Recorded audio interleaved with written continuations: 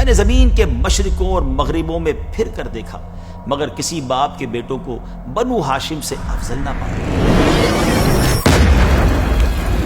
میں قیامت کے دن اپنی امت میں سب سے پہلے اپنی اہل بیت کی شفاعت۔ علماء کرام فرماتے ہیں دنیا سے سادات کرام کا اٹھ جانا قیامت کی نشانیوں میں سے ایک نشانی ہے۔ ان کی محبت عمر کو طویل اور قیامت کے دن چہروں کو منور کرتی ہے، جبکہ ان کا بغض اس سے الٹ برے نتائج کا سبب بنتا ہے۔ جنت کے ہیں بہرے مدح خانے۔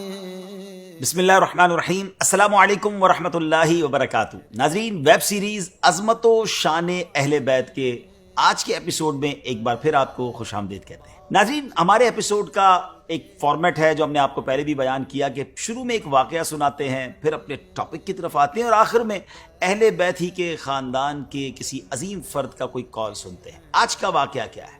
ناظرین، ایک راوی گزرے ہیں ابو حبیب رحمۃ اللہ تعالی۔ آپ فرماتے ہیں کہ میں نے پیارے آقا علیہ الصلوۃ والسلام کی خواب میں زیارت کی۔ میں نے دیکھا کہ آپ علیہ الصلوۃ والسلام مسجد میں تشریف فرما ہے جہاں ہر سال ہمارے شہر کے حاجی آتے ہیں۔ میں نے آپ علیہ الصلوۃ والسلام کی خدمت میں حاضر ہو کر سلام عرض کیا اور آپ کے سامنے بیٹھ گیا۔ آپ کے پاس ایک تھال دیکھا جس میں سیحانی کھجوریں تھیں۔ آپ علیہ الصلوۃ والسلام نے ان میں سے مجھے مٹھی بھر کھجوریں عنایت فرما دی۔ میں نے جب ان کو شمار کیا تو وہ 18 کھجوریں تھیں۔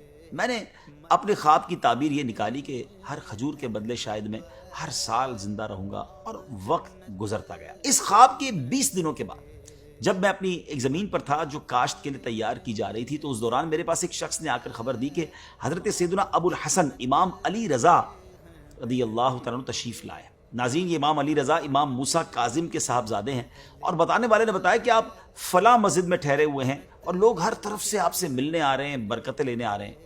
یہ وہی مسجد تھی جو میں نے خواب میں دیکھی تھی کہ جہاں پیارے آقا علیہ الصلوۃ والسلام تشریف لائے تھے۔ ابو حبیب فرماتے کہ میں حضرت امام علی رضا کے دیدار کے لیے مسجد کی طرف چل پڑا۔ جب میں مسجد میں پہنچا تو اسی جگہ امام علی رضا کو بیٹھا دیکھا جہاں میں نے سرور کائنات علیہ الصلوۃ والسلام کو بیٹھے ہوئے دیکھا۔ آپ کے نیچے بھی ویسی ہی چٹائی تھی جیسی نبی پاک علیہ الصلوۃ والسلام کے قدموں تلے بچھی ہوئی تھی۔ آپ کے آگے مدینہ منورہ کے برتنوں میں سے ایک تھال رکھا ہوا تھا اور ویسی ہی کھجوریں تھیں۔ میں حیران ہوا اور میں نے سلام عرض کیا۔ آپ نے جواب دیا اور قریب بلا کر مجھے مٹھی بھر کھجوریں عطا فرما دی۔ کہتے میں نے جب وہ کھجوریں گنی تو وہ اتنی ہی تعداد میں تھی جتنی مجھے نبی پاک علیہ الصلوۃ والسلام نے عطا فرمائی تھی۔ یہ دیکھ کر میں نے امام سے عرض کی کہ حضور اور بھی عنایت فرما دیں، تو آپ رحمۃ اللہ تعالی نے فرمایا اگر جناب رسول اللہ صلی اللہ تعالی علیہ وسلم زیادہ دیتے تو میں بھی زیادہ کر دیتا۔ کیا بات ہے! یہ نگاہ کرامت تھی پیارے آقا علیہ الصلوۃ والسلام کے خانوادے سے تعلق رکھنے والے امام علی رضا رحمۃ اللہ تعالی کی۔ چاہیں تو اشاروں سے اپنے کایا ہی پلٹ دیں دنیا کی، یہ شان ہے ان کے غلاموں کی، تو سرکار کا عالم کیا ہوگا۔ اب آتے ہیں آج کے ٹاپک کی طرف۔ ناظرین، آج ہم سنیں گے ہمارے پیارے آقا علیہ الصلوۃ والسلام کے اہل بیت کی خصوصیات۔ آج ہم انشاءاللہ اپروکسیمیٹلی 10 کے قریب اسپیشلٹیز خصوصیات سنیں گے۔ اہل بیت کرام کی پہلی خصوصیت تو یہ ہے کہ ان پر صدقہ و زکوٰۃ لینا حرام ہے۔ آپ علیہ الصلوۃ والسلام کے ایک چچازاد بھائی ہیں ربیعہ بن حارث۔ ایک مرتبہ یہ اور حضور علیہ الصلوۃ والسلام کے چچا حضرت عباس رضی اللہ تعالیٰ اکٹھے ہوئے اور دونوں نے اپنے بیٹوں یعنی عبد المطلب بن ربیعہ اور فضل بن عباس، ان دونوں کے بارے میں کہا کہ اگر ہم ان دونوں لڑکوں کو نبی پاک علیہ الصلوۃ والسلام کی خدمت میں بھیجیں اور یہ دونوں آپ سے بات کریں کہ آپ ان دونوں کو صدقات کی وصولی یعنی صدقات ریسیو کرنے پر مقرر فرما دیں، اور جس طرح دوسرے ریسیو کرنے والوں کو بھی اس میں سے کچھ نہ کچھ ملتا ہے، اس کا مزدوری ملتی ہے اس کام کے بدلے میں، اس طرح ان کو بھی مل جائے گا اور یہ ان دونوں کا سورس آف انکم بن جائے گا اور یہ اچھا ہو جائے گا۔ یہ دونوں حضرات ابھی اسی مشورے میں مشغول تھے کہ مولا علی شیر خدا کرم اللہ تعالی وجہ الکریم تشریف لائے اور وہ بھی پاس کھڑے ہو گئے۔ جب انہوں نے مولا علی کے سامنے یہ بات کا ذکر کیا تو انہوں نے فرمایا کہ آپ دونوں ایسا نہ کریں، نبی پاک علیہ الصلوۃ والسلام اس کام کے لیے ان ہستیوں کو اجازت نہیں دیں گے۔ بہرحال انہوں نے کہا کہ ہم نبی پاک سے ڈسکس کرنا چاہتے ہیں، تو مولا علی نے فرمایا کہ ٹھیک ہے، آپ ان دونوں کو بھیج دیں۔ سو حضرت عبد المطلب بن ربیعہ اور حضرت فضل بن عباس رضی اللہ تعالیٰ عنہما یہ دونوں وہاں سے چلے آئے۔ اب ظہر کی نماز کا وقت تھا، پیارے آقا علیہ الصلوۃ والسلام نے ظہر ادا فرمائی تو یہ دونوں صحابہ آپ سے پہلے آپ کے حجرے کے قریب پہنچ گئے۔ تب یہ پاک تشریف لائے تو اپنائیت کے طور پر ان دونوں کے کان پکڑے اور پھر فرمایا کہ تم دونوں کے دل میں جو کچھ ہے نکالو، یعنی اس بات کا اظہار کرو جو بات کرنے آئے ہو۔ پھر حجرے میں داخل ہوئے، یہ دونوں یعنی ابن ربیعہ اور فضل بن عباس بھی داخل ہوئے۔ روایت میں آتا کہ ان دونوں نے گفتگو اب ایک دوسرے پر ڈالنا شروع کر دی کہ آپ بات کریں یا آپ بات کریں۔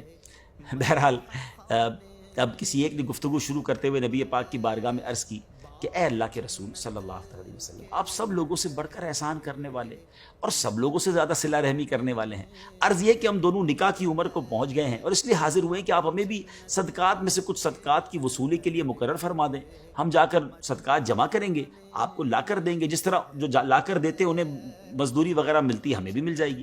ناظرین، اب معاملہ یہ تھا کہ اس دور میں کامنلی یعنی عامل جو زکوٰۃ ہوتے تھے نا، زکوٰۃ جمع کرنے والے، ان کو جو اجرت دی جاتی تھی وہ زکوٰۃ ہی میں سے دی جاتی تھی، اور یہ دونوں حضرات اہل بیت میں سے ہیں۔ اب یہ دونوں آپ علیہ الصلوۃ والسلام سے ایک ایسی جاب مانگ رہے تھے کہ اس کی اجرت زکوٰۃ میں سے دی جائے، تو نبی پاک علیہ الصلوۃ والسلام یہ بات سن کر خاصی دیر تک خاموش رہے۔ پھر جب یہ حضرات دوبارہ بات اسٹارٹ کرنے لگے تو حضرت زینب رضی اللہ تعالی عنہا نے پردے کے پیچھے سے اشارہ کیا، آپ دونوں بھی بات نہ کریں۔ کچھ دیر کے بعد نبی پاک علیہ الصلوۃ والسلام نے فرمایا کہ آل محمد کے لیے صدقہ روا نہیں، یہ تو لوگوں کے مال کا میل کچیل ہے۔ اس کے بعد نبی پاک علیہ الصلوۃ والسلام نے حضرت محمیہ رضی اللہ تعالیٰ عنہ کو بلایا۔ حضرت محمیہ خمس یعنی غنیمت کے 5ویں حصے پر مامور تھے، آپ نے انہیں بلایا اور ساتھ حضرت نوفل بن حارث رضی اللہ تعالیٰ عنہ کو بھی بلایا۔ جب یہ دونوں نبی پاک کی بارگاہ میں آ گئے تو حضرت محمیہ رضی اللہ تعالیٰ عنہ سے کہا کہ فضل بن عباس سے اپنی بیٹی کا نکاح کر دو، اور نوفل بن حارث رضی اللہ تعالیٰ عنہ سے کہا کہ تم ابن ربیعہ سے اپنی بیٹی کا نکاح کر دو۔ پھر آپ علیہ الصلوۃ والسلام نے حضرت محمیہ رضی اللہ تعالیٰ عنہ سے فرمایا خمس میں سے ان دونوں کو اتنا اتنا حق کے مہر ادا کر دو۔ کیا شان ہے میرے آقا کی کہ مسئلہ بھی حل فرما دیا اور تربیت بھی فرما دی۔ اس قسم کی اور بھی بہت سی روایت ہیں جو ہمیں بتاتی ہیں کہ اہل بیت کرام ہاشمیوں کے لیے صدقات واجبہ اور زکوٰۃ حرام ہے۔ پیارے آقا علیہ الصلوۃ والسلام نے فرمایا اے بنو ہاشم، بے شک اللہ تعالیٰ نے تم پر لوگوں کا دھون، ان کے اوساخ یعنی میل حرام فرمائے ہیں، اور تمہارے لیے اس کے بدلے غنیمت کا 5واں حصہ مقرر فرمایا۔ اہل بیت کی اب دوسری خصوصیت سنتے ہیں، وہ یہ ہے کہ یہ عظیم ہستیاں نسباً تمام لوگوں میں اشرف اور حسباً تمام مخلوق سے افضل ہیں۔ باپ کی طرف سے رشتوں کا نام نسب کہلاتا ہے اور ماں کی طرف سے حسب۔ اہل بیت کرام دونوں جہاد سے افضل ہیں۔ نبی پاک علیہ الصلوۃ والسلام نے فرمایا مجھ سے جبرائیل نے کہا میں نے زمین کے مشارق و مغارب کو چھان مارا مگر محمد صلی اللہ تعالیٰ علیہ وسلم سے افضل کسی کو نہ پایا۔ میں نے زمین کے مشرقوں اور مغربوں میں پھر کر دیکھا مگر کسی باپ کے بیٹوں کو بنو ہاشم سے افضل نہ پایا۔ ایک مرتبہ پیارے آقا علیہ الصلوۃ والسلام ممبر پر تشریف لائے اور فرمایا میں کون ہوں؟ لوگوں نے کہا آپ اللہ کے رسول ہیں۔ آپ نے فرمایا میں محمد بن عبداللہ بن عبد المطلب ہوں۔ اللہ تبارک و تعالیٰ نے مخلوق کو تخلیق فرمایا تو مجھے بہترین مخلوق میں پیدا فرمایا، پھر اس کے 2 گروہ بنائے تو میرے لیے بہترین گروہ مقرر کیا، پھر اللہ تبارک و تعالیٰ نے قبیلے بنائے تو میرے لیے بہترین قبیلہ مقرر فرمایا، پھر اس قبیلے کے گھر بنائے تو مجھے بہترین گھر میں پیدا کیا، اور فرمایا میں قیامت کے دن اپنی امت میں سب سے پہلے اپنی اہل بیت کی شفاعت کروں۔ اللہ اکبر، کیا شان ہے اہل بیت کی۔ اب آئیے تیسری اسپیشلٹی، تیسری خصوصیت یہ ہے اہل بیت کی کہ قیامت کے دن تمام حسب اور نسب منقطع یعنی ختم ہو جائیں گے، مگر آپ علیہ الصلوۃ والسلام کا حسب اور نسب منقطع نہیں ہوگا۔ آپ علیہ الصلوۃ والسلام نے ایک مرتبہ فرمایا ان لوگوں کو کیا ہو گیا ہے جو یہ کہتے ہیں کہ رسول اللہ علیہ الصلوۃ والسلام کا رشتہ ان کی قوم کو نفع نہیں دے گا؟ کیوں نہیں، بالکل فائدہ دے گا، اللہ کی قسم بے شک میرا رشتہ دنیا و آخرت میں برقرار رہے گا۔ چوتھی خصوصیت یہ ہے کہ اہل بیت اس دنیا کے لیے امان ہے۔ حدیث پاک میں ہے ستارے آسمان والوں کے لیے باعث امن ہیں اور میرے اہل بیت زمین والوں کے لیے باعث امن ہے۔ ایک روایت میں ہے کہ میرے اہل بیت زمین والوں کے لیے امان ہیں، جب میرے اہل بیت نہ رہیں گے اس وقت زمین والوں پر وہ پریشانیاں، وہ نشانیاں ظاہر ہو جائیں گی جن کا ان سے وعدہ کیا گیا ہے۔ علماء کرام فرماتے ہیں دنیا سے سادات کرام کا اٹھ جانا قیامت کی نشانیوں میں سے ایک نشانی ہے، یعنی جب دنیا میں کوئی ایک بھی سید زادے موجود نہیں رہیں گے تب قیامت آ جائے گی، اور اس میں حکمت یہ ہے کہ قیامت بدترین لوگوں پر آئے گی جبکہ سادات کرام دنیا کے بہترین لوگ ہیں۔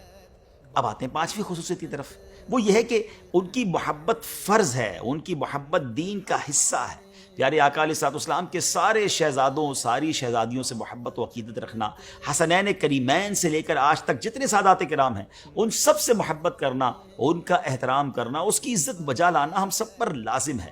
دلیل وہی آیت مودت ہے، تم فرماؤ میں اس پر یعنی تبلیغ دین پر تم سے کوئی معاوضہ طلب نہیں کرتا مگر قرابت کی محبت۔ علماء کرام فرماتے ہیں رسول پاک علیہ الصلوۃ والسلام کی اہل محبت کی محبت ہم پر واجب ہے، اہل بیت کی محبت ہم پر واجب ہے، اور اس کے کئی اسباب ہیں۔ ایک یہ کہ انہوں نے اسلام قبول کرنے میں سبقت حاصل کی، یہ ان کی بہت بڑی فضیلت ہے۔ دوسرا یہ کہ وہ رسول پاک علیہ الصلوۃ والسلام کے قریبی ہیں، اور یہ امتیاز بہت عظیم ہے۔ تیسرا یہ کہ خود نبی کریم علیہ الصلوۃ والسلام نے ان کی محبت اور تعظیم پر امت کو ابھارا ہے۔ اور چوتھا یہ کہ ان سے محبت در حقیقت رسول پاک علیہ الصلوۃ والسلام سے محبت ہے۔ ناظرین، اب آتے ہیں چھٹی خصوصیت کی طرف، وہ یہ ہے کہ ان کی محبت عزت میں اضافے کا سبب بنتی ہے۔ حضرت بشر حافی رحمۃ اللہ تعالی کو خواب میں پیارے آقا علیہ الصلوۃ والسلام کی زیارت ہوئی۔ آپ علیہ الصلوۃ والسلام نے فرمایا، اے بشر، کیا تم جانتے ہو کہ اللہ پاک نے تمہیں تمہارے زمانے کے اولیاء سے زیادہ بلند مرتبہ کیوں عطا فرمایا؟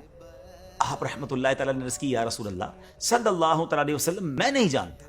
تو آپ علیہ الصلوۃ والسلام نے ارشاد فرمایا، اس لیے کہ تم میری سنت کی پیروی کرتے ہو، نیک لوگوں کی خدمت کرتے ہو، اپنے مسلمان بھائیوں کی خیر خواہی یعنی انہیں نصیحت کرتے ہو، اور سب سے بڑھ کر اہم بات، میرے صحابہ کرام اور میرے اہل بیت اطہار رضی اللہ تعالیٰ عنہم سے محبت کرتے ہو۔ یہی وہ سبب ہے جس نے تمہیں نیک لوگوں کی منازل تک پہنچا دیا ہے۔ ناظرین کرام، اہل بیت کرام کی ساتویں خصوصیت وہ یہ ہے کہ وہ سب سے پہلے جنت میں داخل ہوں گے۔ مولا علی شیر خدا کرم اللہ تعالیٰ وجہ الکریم نے ایک مرتبہ پیارے آقا علیہ الصلوۃ والسلام سے شکایت کی کہ لوگ مجھ سے حسد کرتے ہیں، تو آپ نے مولا علی سے فرمایا، اے علی، کیا تو اس پر خوش نہیں کہ جنت میں سب سے پہلے 4 افراد، میں، آپ اور حسن و حسین داخل ہوں گے، جبکہ ہماری ازواج ہمارے دائیں بائیں اور ہماری اولاد ہماری ازواج کے پیچھے ہوگی۔ اللہ اکبر، کیسا خوبصورت کاروان ہوگا۔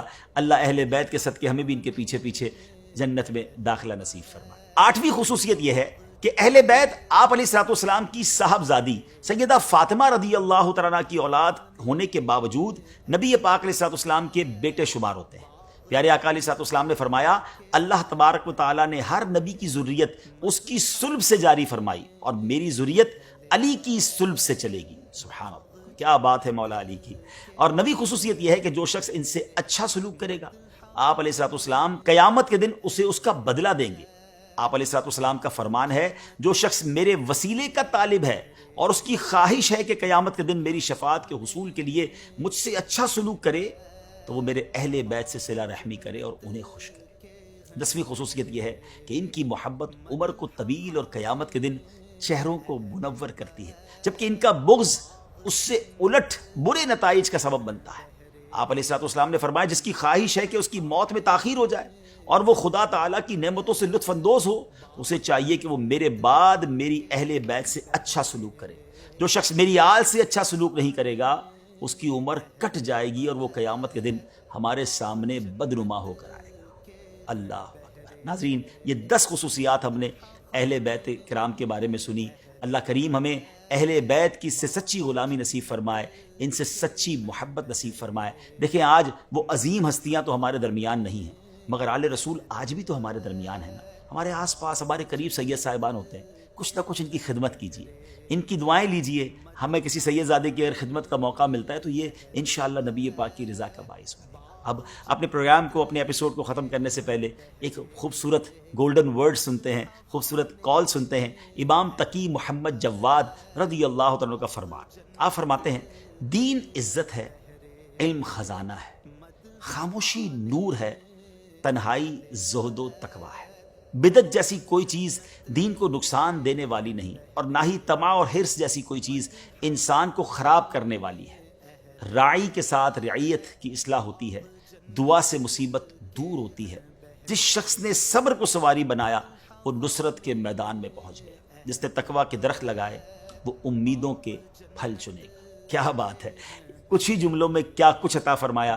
اللہ مجھے اور آپ کو اس سے پھول چن کر اپنے دل کے گلدستے میں سجانے کی توفیق عطا فرمائے، اور اللہ کرے کہ ہم بھی اہل بیت کے نقش قدم پر زندگی گزاریں۔ اپنی دعاؤں میں یاد رکھیے گا، اگلے ایپیسوڈ میں پھر ملاقات ہوگی۔ صلو علی الحبیب صلی اللہ تعالی علی محمد صلی اللہ علیہ وسلم۔